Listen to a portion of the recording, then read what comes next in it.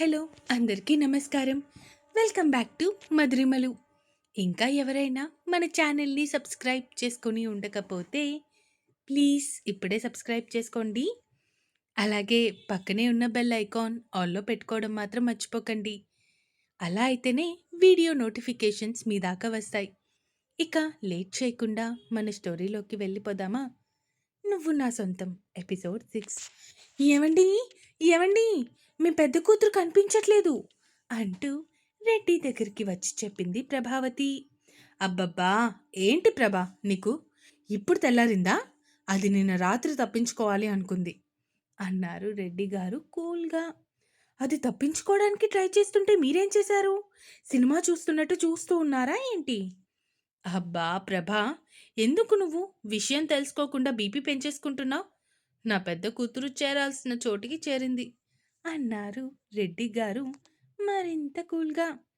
అంటే మీరేం మాట్లాడుతున్నారో నాకు అర్థం కావడం లేదండి అన్నారు ప్రభావతి. నిన్న రాత్రి అది తప్పించుకోవాలనుకుంది, కానీ యశ్వంత్ గారు దాన్ని పట్టుకొని తన ఇంటికి తీసుకొని వెళ్ళిపోయారు. నైట్ నేను మన మనుషుల్ని కాపలా పెట్టాను కదా, వాళ్ళని యశ్వంత్ గారి మనుషులు రీప్లేస్ చేశారు. కాబట్టి నువ్వు అస్సలు కంగారు పడాల్సిన పని లేదు ప్రభావతి. నేను లక్ష్మి గారితో కూడా మాట్లాడాను. ఆవిడ చెప్పిన దాన్ని బట్టి మనం పెళ్లి రోజు ముహూర్తం టైంకి వెళ్తే సరిపోతుంది అన్నారు రెడ్డి గారు తాపీగా. అవునా, అయితే పర్వాలేదులేండి అంది ప్రభావతి. సరేలే, ఇంతకీ స్నిగ్ధ ఏం చేస్తుంది అడిగారు రెడ్డి గారు భార్య వైపు చూస్తూ. నైట్ ఎవరిదో ఫ్రెండ్ది బర్త్డే పార్టీ ఉందని చెప్పి వెళ్ళింది. వచ్చేసరికి కొంచెం లేట్ అవుతుంది అని చెప్పింది నాకు. అయినా ఇంకా నిద్రపోతుందండి అంది ప్రభావతి కూతుర్ని సపోర్ట్ చేస్తూ. నీ కూతురికి ఈ మధ్య చెడు తిరుగుళ్ళు బాగా అలవాటు పడుతున్నాయి. అవి కొంచెం తగ్గించుకుంటే మంచిది. లేదంటే తను చాలా ప్రమాదంలో పడుతుంది. నువ్వే దానికి అర్థమయ్యేలా చెప్పు ప్రభా. అబ్బా, ఈ వయసులో కాకపోతే ఇంకెప్పుడండి అది ఎంజాయ్ చేసేది? మీ వయసుకి నా వయసుకొచ్చాక పబ్బులకి క్లబ్బులకి వెళ్ళడానికి అవుతుందా చెప్పండి? ఏ వయసులో ఎంజాయ్మెంట్ ఆ వయసులోనే జరగాలి అంది ప్రభావతి. భార్య మాటలకి ఒక నిట్టూర్పు విడిచి అక్కడి నుంచి తిరిగి తన గదిలోకి వెళ్ళిపోయారు రెడ్డి గారు. తన క్యాబిన్లో ఇంటికి అమర్చిన సీసీటీవీ కెమెరా ద్వారా లైవ్లో ఇదంతా చూస్తున్న యశ్వంత్ కళ్ళు మాత్రం కోపంతో ఎరుపెక్కాయి. మమ్మీ, దాన్ని రూమ్ డోర్ బద్దలు కొట్టడానికి వీల్లేదు అని చెప్తే ఇలా ప్లాన్ చేశావా?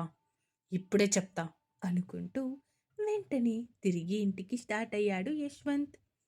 ఒక అరగంటకి తన ఇంటి ముందు ఆగింది యశ్వంత్ కార్. కోపంగా కార్ దిగి లోపలికి అడుగులు వేసుకుంటూ వచ్చాడు యశ్వంత్. కొడుకుని ఆ టైంలో అక్కడ చూసిన లక్ష్మి గారు, అదేంటి వీడు ఇప్పుడు వచ్చాడు? కొంపతీసి మేము తనకి ఫుడ్ అందించిన విషయం వీడికి తెలిసిపోయిందా ఏంటి అనుకుంటూ, పెద్దోడా, ఈ టైంలో వచ్చావేంట్రా అడిగారు లక్ష్మి గారు. ఏం మమ్మీ, ఈ టైంలో నన్ను ఇక్కడ ఎక్స్పెక్ట్ చేయలేదా? అయినా నేను నీకేం చెప్పాను? దానికి ఏమి పెట్టొద్దు అని చెప్పాను. డోర్స్ బద్దలు కొట్టొద్దు అని చెప్పినందుకు ఇలా ప్లాన్ చేశావా అడిగాడు యశ్వంత్ సీరియస్గా. ఆ మాటకి లక్ష్మి గారు నీళ్లు నములుకుంటూ, అంటే నానా, మరి అది అంటూ ఉంటే ఆవిడ వైపు సీరియస్గా చూస్తూ, చాలు మమ్మీ, ఇంక మీద నువ్వేమైనా చెప్పాలి అనుకున్నా అది నా దాకా చేరదు. ఇప్పుడే దాని పని చెప్తా అంటూ పైకి వెళ్ళాడు యశ్వంత్. తన బ్లేజర్లో దాచిన కీతో ఆ రూమ్ డోర్ ఓపెన్ చేశాడు. రూమ్లోకి వెళ్ళి చూసిన యశ్వంత్ ఒక్కసారిగా ఆశ్చర్యపోయాడు. ఎందుకంటే రూమ్లో ఎక్కడా కూడా మిథున జాడలేదు. ఎక్కడికి వెళ్ళిపోయింది ఇది అనుకుంటూ చుట్టూ చూశాడు. వాష్రూమ్లో ఉందేమో అనుకున్నాడు, కానీ వాష్రూమ్ లోపల నుంచి కూడా ఎలాంటి అలికిడి లేకపోవటంతో బాల్కనీ దగ్గరికి వచ్చి చూశాడు. ఇందాక మిథునాకి ఫుడ్ అందించడం కోసం వేసిన స్టూల్ అక్కడి నుంచి తీయకపోవడంతో డౌటే లేదు. ఇది ఖచ్చితంగా కిందకి దిగి తప్పించుకుంది. మిథునా! అంటూ గట్టిగా అరిచాడు యశ్వంత్. కొడుకు అరుపుకి కంగారుగా అక్కడికి వచ్చిన లక్ష్మి గారు కూడా అక్కడ మిథున లేకపోవడంతో ఆశ్చర్యానికి లోనయ్యారు. చూసావా నీ కోడలు చేసిన నిర్వాకం? నువ్వేమో దాని మీద జాలిపడి దానికి ఫుడ్ ప్యాకెట్ ఇచ్చావు. అదేం చేసింది?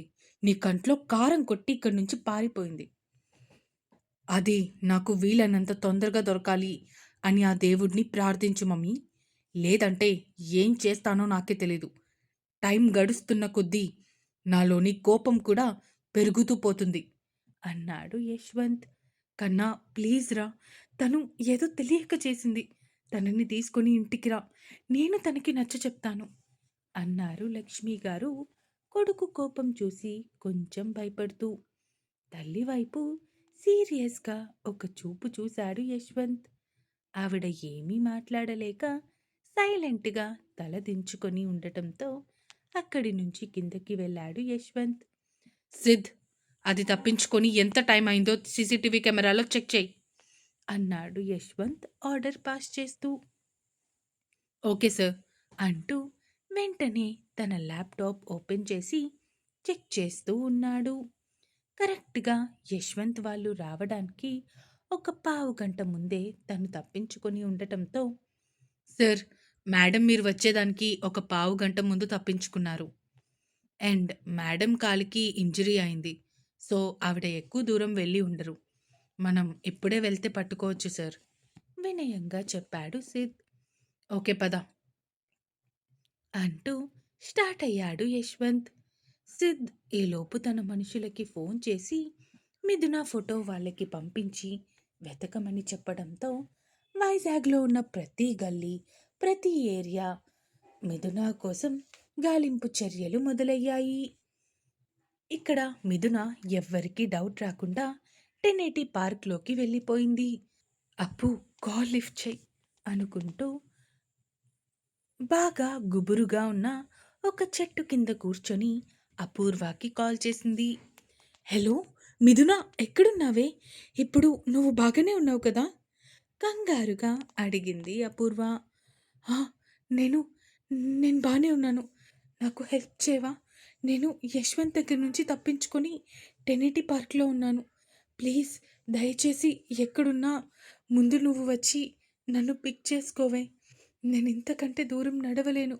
ఆటోలో మీ ఇంటి వరకు రాలేను" అంది మిథున ఏడుస్తూ. సరే సరే, ఒక్క 10 మినిట్స్లో అక్కడ ఉంటాను. నువ్వు అసలేం కంగారు పడకు. నాకు తెలిసి ఈ పాటికి యశ్వంత్ తన మనుషుల చేత నిన్ను వెతికించే ప్రోగ్రాం స్టార్ట్ చేసి ఉంటాడు. నువ్వు అస్సలు వాళ్ళకి కనిపించకుండా నిన్ను నువ్వు హైడ్ చేసుకో. నేను 1080 పార్క్ దగ్గరికి రాగానే నీకు ఫోన్ చేస్తాను అంటూ తన కార్ కీస్ పట్టుకొని స్టార్ట్ అయింది అపూర్వ. ఇక్కడ మిథున ఫోన్ కట్ చేసి చుట్టూ అబ్జర్వ్ చేసుకుంటూ భయంగా బిక్కుబిక్కుమంటూ కూర్చొని ఉంది. ఒక పక్క తన కాలు బాగా నొప్పి పెడుతూ ఉంటే దాన్ని అలానే భరిస్తూ ఉంది మిథున. ఒక 10 నిమిషాలకి చెప్పినట్టే అక్కడికి వచ్చింది అపూర్వ. రాగానే మిథునాకి కాల్ చేసింది. హలో మిథున, ఎక్కడున్నా? చెప్పాను కదా, పార్క్లోనే ఉన్నాను. సరే సరే, నాకు నీ లొకేషన్ పెట్టు. అండ్ నేను ఒక బుర్కా కూడా తీసుకొచ్చాను. నేను నీ దగ్గరికి వస్తాను. నువ్వు బుర్కా వేసుకొని బయటికి రా. అప్పుడు ఎవరికీ అనుమానం రాదు అంది అపూర్వ.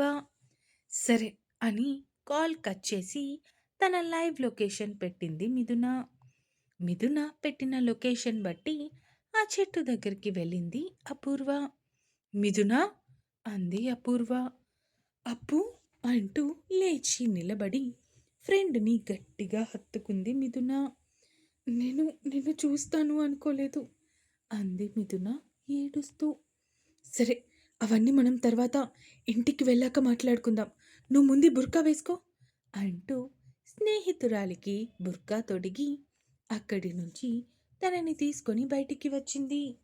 ఇక మెల్లగా తనని కార్ ఎక్కించి అపూర్వ కూడా కార్ ఎక్కి డ్రైవింగ్ స్టార్ట్ చేసింది. కాలికి ఏమైంది అడిగింది అపూర్వ. అది నిన్న నైట్ రూమ్‌లో చీకటిగా ఉంది. లైట్ వేసుకోవడం కోసం వెళ్తుంటే కాలికి చైర్ తగిలింది. అది నైట్ వదిలేసాను. మార్నింగ్ లేచి చూసేసరికి బాగా వాచిపోయింది అంది మిథున. సరే ఇంటికి వెళ్ళాక నేను చూస్తాను అంది అపూర్వ డ్రైవింగ్ చేస్తూ. ఒక 10 నిమిషాలకి అపూర్వ ఫ్లాట్‌కి చేరుకున్నారు ఇద్దరూ. ముందు నువ్వు నీ మొబైల్ ఫోన్ ఆఫ్ చెయి. లేకపోతే యశ్వంత్ నీ లొకేషన్ ఆధారంగా ఇక్కడికి వచ్చే ప్రమాదం ఉంది అంది అపూర్వ. హా! సరే అంది మిథున. ఇక కార్ పార్కింగ్ లాట్లో పార్క్ చేసి లిఫ్ట్‌లో తమ ఫ్లోర్ దగ్గరికి చేరుకొని మెల్లగా మిథునాని నడిపిస్తూ తన ఫ్లాట్ వరకు చేరుకుంది. అక్కడ డోర్స్ లాక్ తీసేసి ఉండటం చూసిన అపూర్వ షాక్ అయింది. ఇదేంటి? నేను లాక్ చేశాను కదా! మరి ఎలా అన్‌లాక్ అయింది?